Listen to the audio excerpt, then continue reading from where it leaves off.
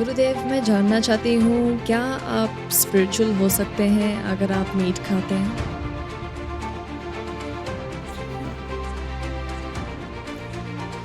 ज़रूर हो सकते हैं मगर How can any just God ever promote the idea of hurting its creatures? you are right, this is a misnomer.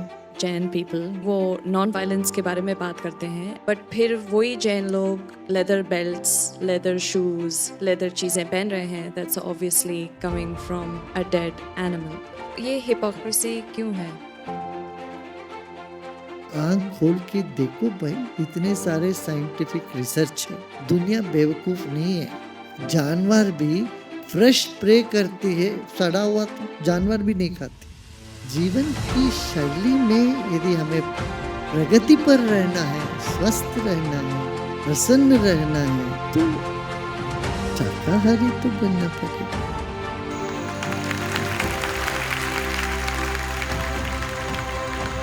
जय गुरुदेव, thank you so much for having me. गुरुदेव, मैं जानना चाहती हूँ कि क्या आप स्पिरिचुअल हो सकते हैं अगर आप मीट खाते हैं?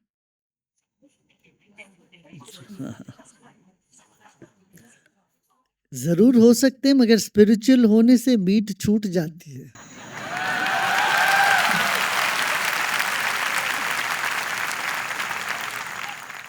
हजारों लोग दुनिया भर शुरू करते हैं तो वो सब कुछ खाते रहते थे, पीते रहते थे, खाते रहते थे, और जैसे वो आध्यात्मिक पथ पे आए, शराब छूट गया, मीट मच्छी मांस छूट गया, और उनकी व्यवहार भी बदल गया। ये देखने को मिलता है।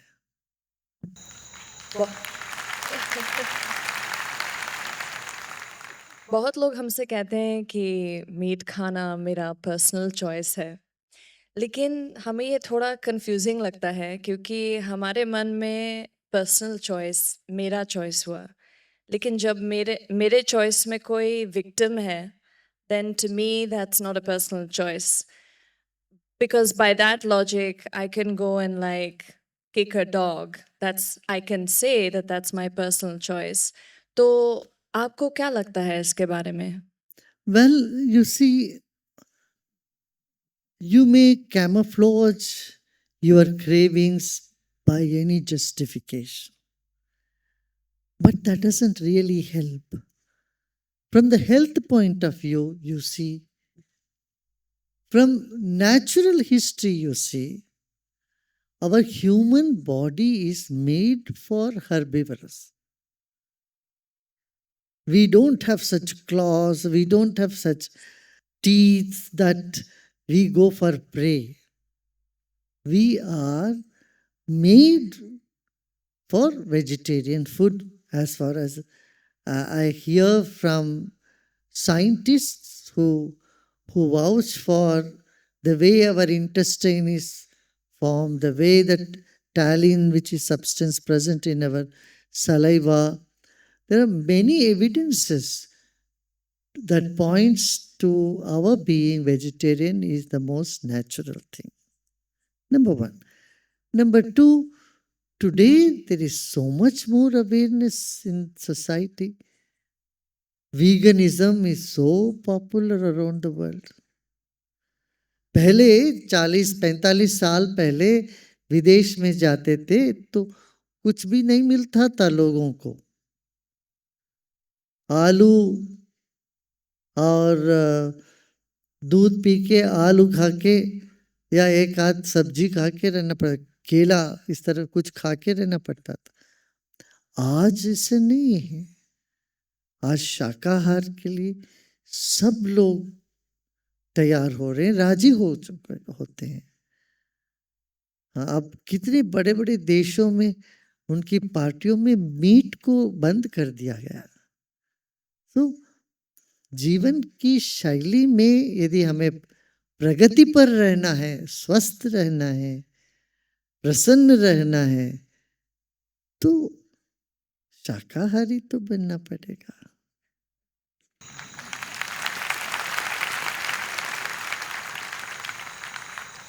Gurudev, I see in many religions that they promote this idea of sacrificing animals in the name of God. We see it in from Islam to Christianity to Hinduism to Buddhism on different time scales.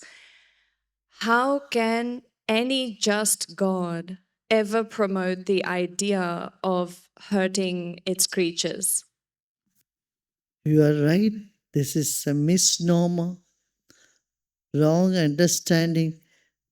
Usually, it is people who, to satisfy their own cravings, their own taste, they put it on God and say, God likes this, God wants this. Nowhere in the scriptures or in the origin of philosophies, they say you have to sacrifice animals.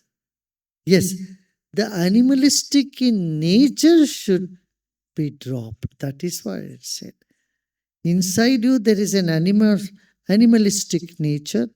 You should drop that, and you should drop that aggression when you want to rise up in consciousness. That is what was said, not sacrificing an animal for which you have no right to give life. When you have not given life to something, you cannot even take it away from it. You know, in Nepal, they used to do this. Today, we have big cricket group from Nepal. The entire cricket team is here. They're all here. You know, a few people from Nepal came. There is a temple where they used, each family is supposed to sacrifice 5 type of birds for the Devi. And our people came, I spoke to them. They brought the priest from there to here. I told them, no, what are the 5 type of things that fly in your mind? That is what you have to leave. Anger, jealousy, greed. These are the things, not the birds. And you know, they stopped that. Now last, I think now 7, 8 years, they have stopped sacrificing those birds and animals from the temple. This sort of reform is needed in every religion, time and again. Because we move so far away from the main goal of a religion, which is to unite people and uplift human spirit and make it move towards the divine spirit. Instead, we get caught up in all these little things, ceremonies and habits which are not so evolutionary. Thank you गुरुदेव बहुत लोग हमसे कहते हैं कि plants are living creatures. Now, from a spiritual standpoint, why should we eat plants and not animals?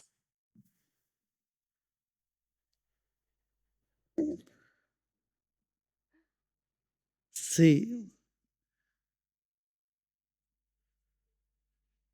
plants are also living beings, no doubt. But plants they give fruits, they give leaves. And there are seeds which you don't eat. You eat mango, but you don't eat the mango seed. You put it, so that seed will bring one more mango tree. Birds eat the fruits.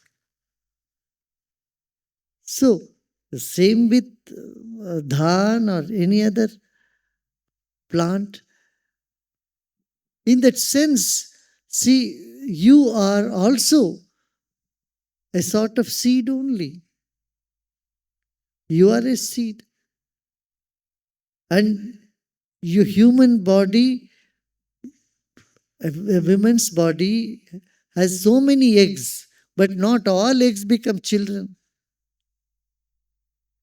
A woman bears few children only. Same with man also. Man has potential to produce thousands of human beings. one gentleman in Holland, he has 1,000 children. He has donated his sperm, and now if they put a ban on him because it cannot go more than that. In the same way, the seeds come from the tree. Few seeds are always left for bringing up more trees. The other seeds are consumed. So there is nothing here good or bad. What I'm saying is you should have vivek, that is discrimination. हमें दिमाग में ये देखना चाहिए. वैसे मैंने किया, मैंने कत्ल किया, मैंने ये किया, वो भी भ्रम है. That is what Lord Krishna says in this doership that you have in your head, you should drop it. Be natural. Be centered.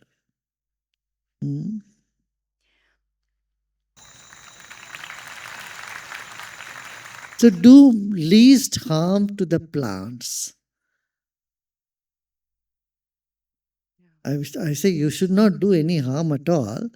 But if you have to cut some tree, you should, in our ancient tradition, it's already said, if you want to cut one tree, you have to take permission from the tree first and promise it that I'm going to plant 5 of your kind. Please give me permission, I have to cut you.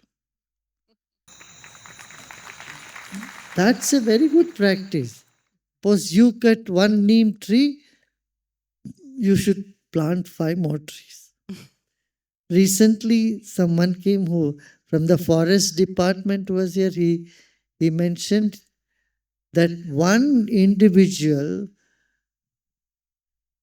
emits so much carbon in his lifetime that it takes 108 trees for to make it carbon neutral. So if one individual plants 108 trees, and you have made the planet carbon free, as far as you are concerned. And this is what, has been said from the long time, the 108 number, you should do 108 japas, plant 108 trees, and all that, right? Yeah. Gurudev, I've been vegan for over 20 years or something like that. And something recurring that I've heard so much is that vegetarian ठीक है, ये सब vegan बहुत ही ज़्यादा extreme है. तो आपको क्या लगता है इसके बारे में? हाँ, वीगन थोड़ा ज़्यादा ही है, मैं समझूंगा. अरे जन्माष्टमी के दिन माखन और दूध दही नहीं खाए तो फिर वो लगता नहीं. हाँ. So I wasn't able to reply properly जब ये podcast shoot हो रहा था because there was a live audience of 7,000 people और मैं बहुत जल्दी में थी to finish the podcast. But I just want to add to this that I cannot accept someone saying that vegan is extreme because to me the idea of killing and enslaving animals is more extreme than the idea of trying not to hurt animals. That's all veganism is at the end of the day. Gurudev speaks openly against the killing of animals for food, so meat, but then he says ki vegan extreme hai, which means he's okay with the idea of dairy. But the problem is that dairy industry mein, we are killing these cows and these buffaloes. We have a system jahan pe we impregnate the cows, we take the babies, we kill the babies, and then ultimately we kill the buffaloes and the cows as well. तो ये मुझे extreme लगता है. ऊपर से dairy हमारे लिए बना ही नहीं है. जब हम 2 साल के होते हैं और हम अपने मम्मी का दूध छोड़ते हैं, फिर किसी और मम्मी का दूध पीना, ये भी नेचुरल नहीं है. तो मुझे ये ज़्यादा एक्सट्रीम लगता है versus the idea of just not hurting any animals. Ultimately, the fact is that India is the 3rd largest exporter of beef and leather in the world. अब ये जो गाय हैं, ये जो buffaloes हैं, जो beef और leather प्रोवाइड कर रहे हैं, ये सब कहाँ से आ रहे हैं? they are coming from the dairy industry. So basically, beef and liver is a byproduct of the dairy industry in India, which means अगर आप दूध पी रहे हो, अगर आप घी खा रहे हो, अगर आप ये चीज़ें खा रहे हो, you are actually supporting the death of cows and buffaloes. So when people make comments like this, I find it very uneducated. I understand that at Gurudev's ashram, he does have a gaushala, and those cows seem to be treated really well. So I have no problem agar koi unka doodh pi raha hai. But unfortunately, that exception doesn't make the rule. अगर आपने एक अच्छा सा गौशाला देखा है, then that doesn't mean कि अगर आप फिर कहीं और जाके दूध पियोगे, then that milk will be okay. So as a general rule, it's better to try and live life without having ghee, without having मक्खन, because ये चीज़ें ज़रूरी नहीं है और इतने सारे options हैं कि आप जो चीज़ें एन्जॉय करते हैं अपने सेलिब्रेशंस में, अपने फेस्टिवल्स में, आप वो ही एन्जॉय कर सकते हो। फॉर एग्ज़ाम्पल, अगर आपको लड्डू पसंद है, आप वीगन लड्डू बना सकते हो that taste the same as regular laddoo. So it's just about doing some research, and I promise you, you don't have to make any sacrifices. मगर अपना शरीर को तुम सुनो पहले। आपको सूट नहीं करता है तो वो नहीं करना। पर मुझे आप पूछोगे ना, दही तो लेना चाहिए, आवश्यक है। खास तौर से वेजिटेरियन के लिए B12 के लिए सोर्स दूध ही है, सो दूध अवश्य लेना जरूर। This is actually very misleading to be telling people कि उनको curd खाना चाहिए for B12, because there are many other sources of B12. Now, if we look कि B12 है क्या? पहले तो B12 is a bacteria, और ये बैक्टीरिया आता कहाँ से?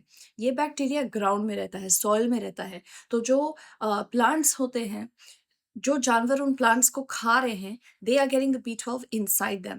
So if we're eating the plants directly from the ground, we are also getting the B12. The point is, जो modern world है, जो हमारा modern life है, उसमें हमें B12 नहीं मिल रहा है, क्योंकि सब चीज़ को हम धोते हैं, सब चीज़ को हम इतना सैनिटाइज करते हैं, इसलिए हमको B12 का problem है. And it's not just for vegetarians and vegans. B12 deficiency, 40% of Americans who eat meat also have a B12 deficiency. So it's really important कि आप एक balanced diet खाओ if you're a vegan as well. आपको मिल सकता है B12 from things like spinach, kale, leafy greens, bananas, apples, etc. Just try and buy organic where possible. और अगर आपके पास टाइम नहीं है, अपॉर्चुनिटी नहीं है, आपको fortified foods मिल सकता है with B12 in it, या नहीं तो आप supplement भी कर सकते हो, which everyone should do in a busy modern world. मगर हम दूध को इतना क्या क्या बना के खाते हैं, फिर उसमें वो चीज रहती नहीं है ना। घोड़ा सिर्फ घास खाता है, पल्सेस खाती है, और उसमें इतनी ताकत है। कभी किसी घोड़े को मीट खाता वो देखा नहीं। और बैल को देखिए, बैल हमारे गौशाला में देखे थे, एकदम एक बार ऐसे करेगा तो उसके सींग से तुम उतना उछल जाओगे, इतना पावरफुल है वो बैल। और घास फूस खाते हैं, ये बोलते हैं, अरे भाई ऐसा नहीं है, ये सिद्धांत ही गलत है कि प्रोटीन के लिए आपको मीट खाना पड़ेगा तभी ताकत मिलेगी। ये सब ऐसा नहीं है। खाइए अच्छे से, प्रोटीन आवश्यक है। न्यूट्रिशन के बारे में हमें ज्ञान होना बहुत आवश्यक है। हमारे देश में क्या दिक्कत है, भारत में, नेपाल में, श्रीलंका में, पाकिस्तान में, ये सब जगह एक कमी है, वो हम न्यूट्रिशन पर हमने ध्यान नहीं दिया। जैसे हमारे ट्रेडिशनल खाने पर जाओ तो उसमें है ही, खासतौर से दक्षिण भारत में इडली जो होता है ना, वो बोलते हैं it is one of the best food because idli has protein, right, 1/3 protein, 2/3 carbohydrate, it has enzymes, it has ghee also, उसके ऊपर से घी डालते हैं, fat is there, and then it has coconut, the fiber is also there, chutney. So there is a World Idli Day. Do you know about that? United Nations have declared one day as World Idli Day. Because idli is supposed to be very good for breakfast. or as a meal. It's a complete food. Similarly, we have dal, rice, खिचड़ी, और जब भी खाते हैं तो साथ में कुछ कच्चा सैलड भी खाते हैं. या दक्षिण भारत में केले के पत्ते में खाना परोसते हैं. तो उसका पूरा सिस्टम है. एक अंधा आदमी भी आंख बंद करके खा सकता है. कहाँ इसका नियम भी है, कहाँ क्या होना चाहिए. केले का पत्ता होता है तो बिल्कुल दाहिने भाग के शुरू में पहले कुछ मिठाई होता है, और बाएं तरफ ऊपर नमक, अचार, और फिर कोसुम्बरी बोलते कच्चा सब्जी, उसके बाद पकी हुई सब्जी, आखिरी में रायता, और बीच में चावल हो गया और दाल होगा, और बाएं तरफ चावल के बाएं तरफ कड़ी होता है. इस तरह से एक नियम है कहाँ कहाँ क्या क्या परोसना.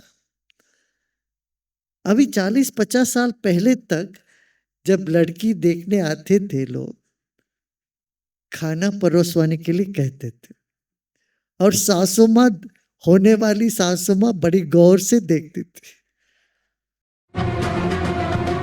खीर तो बासमती चावल से नहीं बनी. ये क्या है? ये खीर है?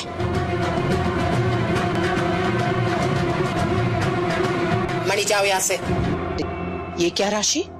खीर बनाना तुम्हारी जिम्मेदारी थी, और मैंने तुमसे कहा था कि इस खीर में दूध, चावल, मेवा बढ़िया से बढ़िया होना चाहिए. कि ये बेटी को इनकी माता पिता ने सिखाया कि नहीं. उधर कुछ उल्टा पुल्टा कर दिया, वही पता चला. बोलते थे तुम लोगों ने सिखाया. और तली हुई चीजें दाहिनी तरफ ऊपर होता था, रायता एक तरफ, तली हुई चीजें ऊपर, और मिठाई लड्डू, मैसूर पाक, ये सब उसके लिए एक स्थान होता. और पूरा 5 कोर्स मील है. पहले चावल और दाल, उसके बाद चावल और कड़ी, 2 हो गया. फिर तीसरा चावल और सांबार, और सांबार के बाद रसम, और 5वीं बार दही, आखिरी में दही. तो इस बीच में वो भी होता था पुलियोगरे, मसाला चावल, और उसके साथ होता है पापड़. ऑफ कोर्स अपना आखिरी में पान. जैसे राजस्थान में पापड़ दे देंगे तो वो आखिरी खत्म, उसके बाद कुछ नहीं, है ना. राजस्थान भोजन में आखिरी जो भोजन खिलाते हैं वो पापड़. दक्षिण भारत में दही चावल परोस लिया, मट्ठा परोस लिया, मने खत्म. अभी और कुछ नहीं आने वाला है, अब आपको उठना ही पड़ेगा. तो इस तरह की एक नियम थी. इसमें पूरा पौष्टिकता पर ध्यान दिया करते थे. जैसे एकादशी के दिन उपवास होता है, तो द्वादशी के दिन सबसे पहले भोजन के साथ क्या, ये अग से एक पेड़ है ना, उसको क्या बोलते हैं, अगत्ती कीड़े, वो अगत्ती बोलते हैं यहाँ पर. उसका बोटैनिकल सफेद फूल होता है, उसका लंबा सा पेड़ होता है. ये सहजल होता है ना, डांटा होता है, उस तरह का एक पेड़ है. उसका पत्ते का सब्जी अवश्य खाना होता है. उसका साग, उस पत्ते का साग बनाते हैं. और हाँ, उत्तर भारत में देखो वो बाजरे का रोटी और सरसों का साग, मूली का साग. साग तो बड़ा एक इम्पॉर्टेंट एस्पेक्ट है. साग खाए तो आयरन आ जाता है, विटामिन्स आ जाते हैं बॉडी में. तो ये जो ट्रेडिशनल खाना जो है, मगर हमारा ट्रेडिशनल जो उपवास करते हैं वो गलत है. जी हम तो उपवास कर रहे हैं, क्या रोटी चावल वगैरह नहीं खाएंगे, आलू चलेगा। अरे वो भी तो कार्बोहाइड्रेट है। और आजकल हम जो सब्जी बना, घर में क्या सब्जी बना, आलू बैंगन टमाटर, बस। बेगुन इसीलिए बोलते हैं उसमें कोई गुण नहीं है, बेगुन है बैंगन। बैंगन खाना, इसीलिए ये यहाँ ब्राह्मण में वो है, ब्राह्मण को बैंगन खाना वर्जित है। पता है क्यों? तो वो बुद्धि शक्ति के लिए ठीक नहीं। और कई बार कद्दू बाकी लोग नहीं खाते, वो बोलते ब्राह्मण को दे दो। कद्दू खाने से ज्यादा बुद्धि शक्ति बढ़ती है।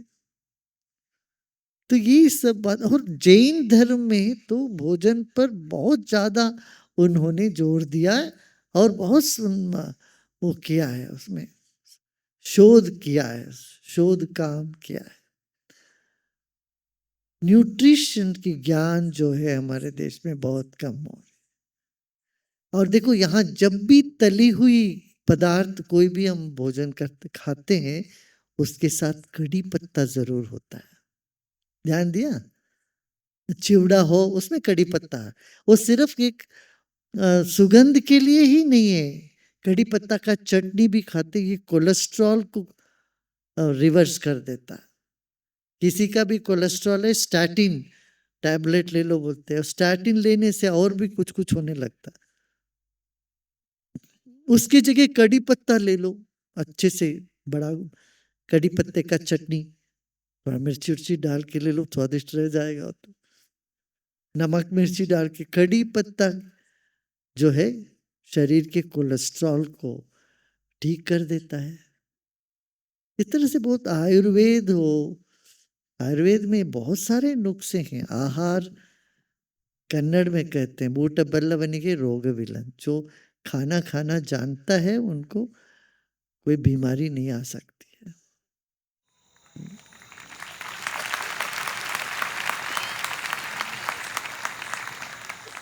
गुरुदेव, मीट खाने से किसी के कर्म पे क्या होता है? I often get asked this question कि I can eat meat, it's my choice, it won't affect my karma because this animal deserves, because they've born as an animal. Best is, it's useless to argue with people who have a fixed idea and opinion. What is needed is make them do meditation.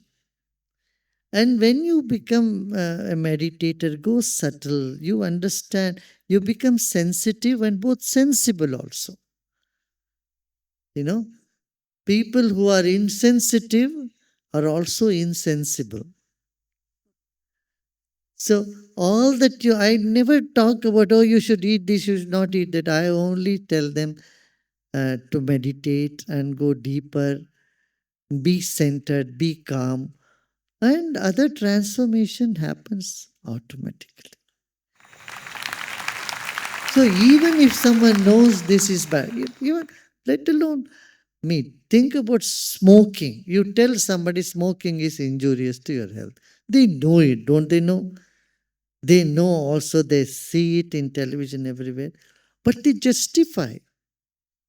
They know drinking is no good, but they say, one gentleman said, God, doctor gave me permission because he said my blood have become alcohol. So he says, I must drink. So, कुतर्क जो बोलते हैं, इसको कहते हैं कुतर्क। कुतर्क में लोग पड़ जाते हैं, इसलिए ऐसी बातों को हम ध्यान ही नहीं देते। किसी का आंख खोल के देखो भाई, इतने सारे साइंटिफिक रिसर्च है, दुनिया बेवकूफ नहीं है। एक बात ये समझो, दुनिया बेवकूफ नहीं जब दुनिया में लोग शाकाहार की ओर चल रहे हैं। दूसरा, करके तो देखो, 10 दिन शाकाहारी बन के देखो तो सही, फिर तुमको खुद को लगता है अरे भाई ये सब मैं पेट में नहीं डालना है मुझे, सड़ी हुई चीजों को। कई बार जानवर भी फ्रेश प्रे करती है, नए नए ताज़ा ताज़ा खाती है, तो सड़ा हुआ तो जानवर भी नहीं खाते। मनुष्य जो खाता है ताज़ा ताज़ा नहीं खाता मीट, सड़ी हुई चीज पेट में डाल के उसको करता है। और शरीर को भी हिंसा मिलती है, उससे होता है। दूसरों का हिंसा तो छोड़ो, तुम अपने शरीर को हिंसा, you are violating your own body just for your taste buds. You know, oh, many times, not only meat, many other things also. We don't listen to our body. You should practice non-violence with yourself only, with your own body. Same way, getting angry at others also, you are punishing yourself. Every time you are angry at somebody, you are punishing yourself. You are not being kind to yourself. Right? This is what we must focus on. People know smoking is injurious. They can't leave it. And they justify that. And that is where I would say, little bit of pranayama, kriya, meditation, see how they get out of it. You bring anyone who is strongly addicted to anything, any type of food, 1 week in Panchakarma, when they do all the cleansing, automatically their whole, they get a taste of how light, happy, and wonderful you feel in your body. And then these things will drop. You don't have to preach them, tell them. They leave drugs, alcohol, meat, and all the stuff. They just leave them. They don't even have to make an effort for it. Yeah. Just a little while ago, I was addressing our teachers group in Argentina. You know, लाखों लोग वहां पर जैसे ध्यान करते हैं, उनका भोजन का पूरा हैबिट चेंज हो जाता है, अपने आप शाकाहारी बनते हैं. हाँ. So, I met some Jain people recently, right? Obviously, वो non-violence practice करते हैं, which is great. लेकिन मेरे ये समझ में नहीं आता है कि वो नॉन वायलेंस के बारे में बात करते हैं, and many spiritual leaders obviously talk about non violence, i.e. Not eating meat, but फिर वही जैन लोग leather belts, leather shoes, leather चीज़ें पहन रहे हैं, that's obviously coming from a dead animal. तो ये हिपोक्रेसी क्यों है? पहली बात यह है कि उनको अवेयरनेस नहीं है. जैसे अवेयरनेस में आ जाते हैं तो लोग छोड़ देते. जैसे मैंने कहा ना, हम संवेदनशील नहीं हैं. लोग इतने डिप्रेशन से जूझते हैं, जब व्यक्ति डिप्रेशन में चला जाता है तो उसको बाकी कोई चीज का कुछ दिखता ही नहीं है. अपनी समस्या में इतना उलझे हुए रहते हैं, तो उनको इससे संवेदनशील होना पड़ेगा. उनको बताना पड़ेगा. एक बार समझ में आ जाए फिर लोग उसका वो करते हैं फिर. Thank you so much.